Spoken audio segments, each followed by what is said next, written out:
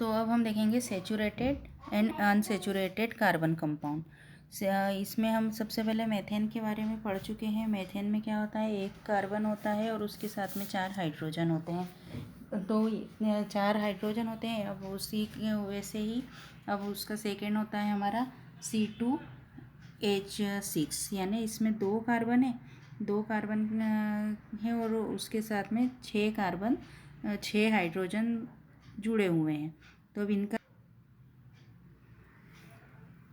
तो ये होता है हमारा एथेन। एथेन के बाद में हम देखते हैं प्रोपेन। प्रोपेन में क्या है कि हमारे 3 कार्बन हैं और 3 कार्बन चारों ओर से अलग अलग बॉन्ड से हाइड्रोजन के साथ में जुड़े हुए हैं। तो इस तरह से ये हमारा क्या बना हुआ कि ये हमारा प्रोपेन बना। प्रोपेन बनने के बाद में हमारा फिर आता है, नेक्स्ट आता है ब्यूटेन। ब्यूटेन में 4 कार्बन और हाइड्रोजन कितने हो जाएंगे, 10। यानी एक कार्बन जब जुड़ता है किसी भी चेन में तो उसके साथ में हाइड्रोजन भी उसी इसमें जुड़ जाते हैं। यानी एक कार्बन बढ़ रहा है तो 2 हाइड्रोजन बढ़ रहे हैं। ऊपर से नीचे तक की हम जितनी भी सीरीज़ देख रहे हैं उस सीरीज़ में हमको यही दिख रहा है कि हमेशा एक, जैसे यहाँ पर एक कार्बन था, यहाँ पे 2 कार्बन है, यहाँ पर 3 है, यहाँ पे 4 है, यहाँ पर 5 है और यहाँ पर 6 है। अब ये 6 कार्बन है और उसी के कंपेरेटिव हमारे हाइड्रोजन देखेंगे, यहाँ पर 4 थे, फिर यहाँ पर 2 बढ़ गए, फिर यहाँ पर 2 मोर हो गए, फिर यहाँ पर 10, यहाँ पर 12 और यहाँ पर 14। यानी कि धीरे धीरे करके हमारे जो हाइड्रोजन है वो बढ़ते जाते हैं। और ये हमारे नॉर्मल यहाँ पर हमको चेन स्ट्रक्चर नज़र आ रहा है। ये चेन स्ट्रक्चर में हमारे ये फर्स्ट मेथेन, फिर एथेन, प्रोपेन, ब्यूटेन, पेंटेन और हेक्सेन बन जाता है। तो ये हमारा क्या होता है, ये हमारे हैं saturated and unsaturated carbon compound, जो कि हमारे नॉर्मल चेन फॉर्म में है। अब इसके अलावा ये ब्रांच्ड फॉर्म में भी हो सकते हैं। ब्रांच्ड फॉर्म में होंगे तब उनका फॉर्मेशन कैसे होगा, जब वो ब्रांच बनाएंगे तो उस समय हम क्या करेंगे कि जैसे हमने एक एग्जांपल लेते हैं कि मान लो ब्यूटेन है। तो ब्यूटेन में क्या होता है कि ब्यूटेन में हमने यहाँ पर अभी नॉर्मल देखा कि वो एक सीधे चेन फॉर्म में बन रहे हैं। अब यदि यहाँ पर हमको उससे ब्रांच्ड फॉर्म में बनाना है तो हम क्या करेंगे, एक कार्बन, ये दूसरा कार्बन और दूसरे कार्बन के साथ में ये इसकी 2 ब्रांच निकली और ये 2 कार्बन यहाँ पर जुड़ गए। तो ये हमारा ब्यूटेन हो गया। और ये इसके जितने भी ये बचे हुए हैं यहाँ पर हमने लगा दिए सब दूर हाइड्रोजन। तो ये हमारा ब्यूटेन हो गया। कौन से फॉर्म में, ब्रांच्ड फॉर्म में। सेम ऐसे से हम क्या करते हैं कि जो हमारा रिंग फॉर्म होता है वो भी इसी टाइप से हम बना सकते हैं। अब हमको रिंग फॉर्म बनाने के लिए हम यदि देखते हैं तो रिंग फॉर्म के लिए हम एक एग्जांपल लेते हैं। हमने लिया C6H6, हमने लिया C6H6। तो इसका हमको यदि बनाना है तो हम इसमें रिंग फॉर्म कैसे बनाएंगे, ये एक कार्बन, 2, 3, 4, 5 और ये लास्ट 6, ये हमारे 6 कार्बन हो गए।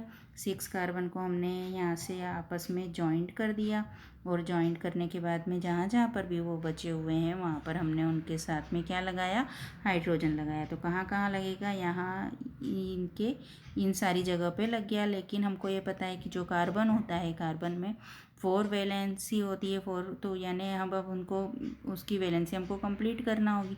तो यहाँ पर जहाँ जहाँ पर नीडेड होगा वहाँ वहाँ पर हम इसको डबल बॉन्ड कर देंगे। तो डबल बॉन्ड के कर देने की वजह से इसकी पूरी वैलेंसी कंप्लीट हो जाएगी, यानी C6H6 बन जाएगा। और ये C6H6 हमारा काय का फॉर्मूला होता है, बेंजीन का। ओके, फिर अब हम आगे चलेंगे।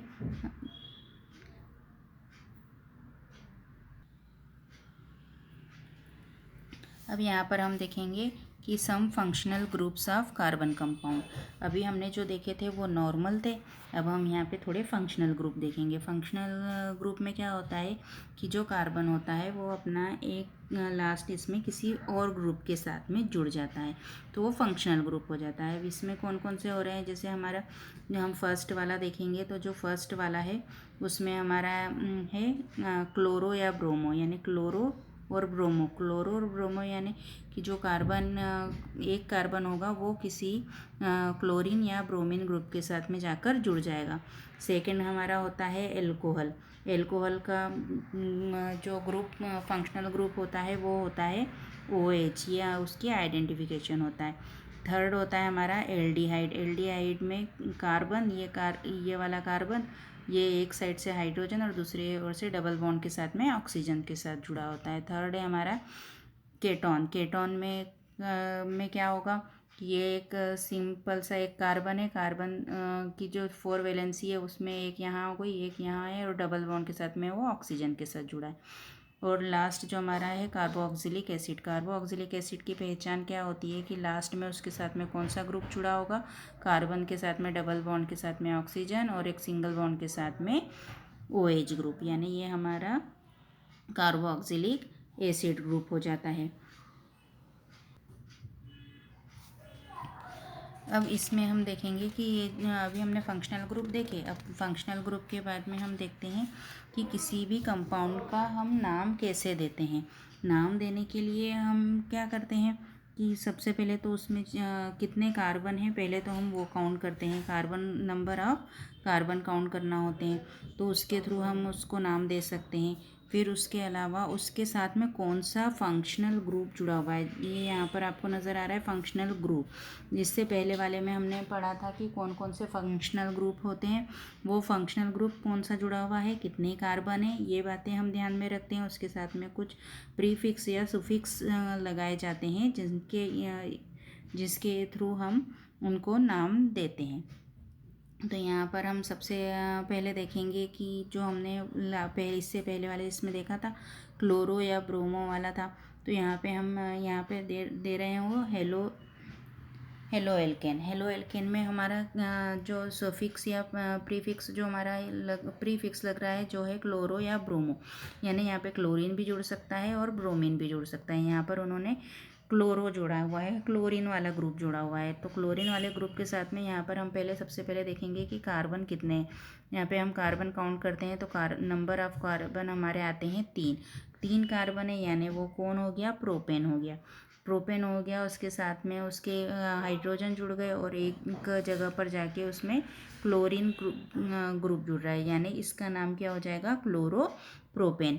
सेम इज यहाँ पर हो रहा है ब्रोमो प्रोपेन, क्योंकि यहाँ पर ब्रोमीन जुड़ रहा है और सेम 3 ही यहाँ पर कार्बन है, तो यहाँ पर इसका नाम हो जाएगा ब्रोमो प्रोपेन। फिर इसके बाद में हम आगे चलते हैं तो नेक्स्ट हमारा आता है एल्कोहल। एल्कोहल के साथ में हमारा सुफिक्स लगता है ऑल लगता है। यहाँ पर भी हम इसके एग्जाम्पल में देखेंगे प्रोपेनॉल यानी लास्ट में OL आया, और यहाँ पे ग्रुप हमारा OH यानी एल्कोहल ग्रुप जुड़ गया है। कार्बन कितने हैं, 3 ही हैं, इसलिए प्रोपेन आया और ऑल यानी एल्कोहल ग्रुप जुड़ा हुआ है।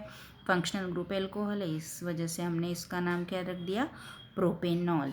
फिर हमारा जो थर्ड है हमारा एल्डिहाइड। एल्डिहाइड में हमारा लास्ट वाला जो सुफिक्स लग रहा है वो है AL, है ना। अब यहाँ पर भी 3 कार्बन है, इसलिए प्रोपेन हुआ, और लास्ट में हमारा फंक्शनल ग्रुप हो रहा है कि कार्बन डबल बॉन्ड के साथ में ऑक्सीजन के साथ जुड़ता है। ये एल्डिहाइड की आइडेंटिटी होती है, इसलिए हमने यहाँ पर इसका नाम दिया प्रोपेनॉल।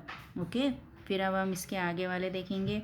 आगे हमारा कौन कौन से ग्रुप आ रहे हैं, आगे भी हमारे इसी तरह से हमारा आ रहा है कीटोन। जो कीटोन आ रहा है उसमें हमारा कौन सा वाला ये आ रहा है, सुफिक्स आ रहा है ONE यानी 1, यानी प्रोपेनॉन में 3 कार्बन है। 3 कार्बन के साथ में हमारा क्या बन रहा है, 3 कार्बन है हमारे, और 3 कार्बन और उसके ग्रुप लास्ट में हमारा बन रहा है CH, या और यहाँ पर डबल बॉन्ड, यानी हमारा ये कीटोन बन गया कार्बोक्सिलिक एसिड। अब हमारा नेक्स्ट होता है कार्बोक्सिलिक एसिड। तो कार्बोक्सिलिक एसिड में हमारा क्या बन रहा है, कार्बोक्सिलिक एसिड जो है हमारा उसमें हमारा आ रहा है सुफिक्स ओइक एसिड, यानी यहाँ पर हम देखेंगे कि प्रोपेनोइक एसिड क्यों प्रोपेनोइक होगा, क्योंकि यहाँ पे 3 कार्बन है, हाइड्रो और ओ एच यानी अल्कोहल वाला ग्रुप है, और डबल बॉन्ड के साथ ऑक्सीजन है, यानी ये हमारा जो लास्ट वाला ये आ जाता है वो हमारा क्या हो जाता है, प्रोपेनोइक एसिड। फिर जो हमारा नेक्स्ट वाला आता है डबल बॉन्ड के साथ में अल्केलाइन, सुफिक्स ई आता है, प्रोपेनिन, प्रोपिन यानी प्रोपिन में हमारा लास्ट वाला ग्रुप यहाँ पे आपको नज़र आ रहा है कि क्या हो रहा है कि ये जो कार्बन कार्बन है वो यहाँ पर हाइड्रोजन डबल बॉन्ड के साथ जुड़े हुए हैं और यहाँ पर हाइड्रोजन हाइड्रोजन लगा हुआ है। नेक्स्ट है हमारा ट्रिपल बॉन्ड यानी एल्काइन, एल्काइन यानी इसमें लास्ट में YNE वाले नाम आता है। तो यहाँ पर ट्रिपल बॉन्ड के साथ में कार्बन कार्बन जुड़ा हुआ है। तो इस तरह से ये हमारा सारा यहाँ पर आपको ये पूरा शायद से क्लियर हो गया होगा। अब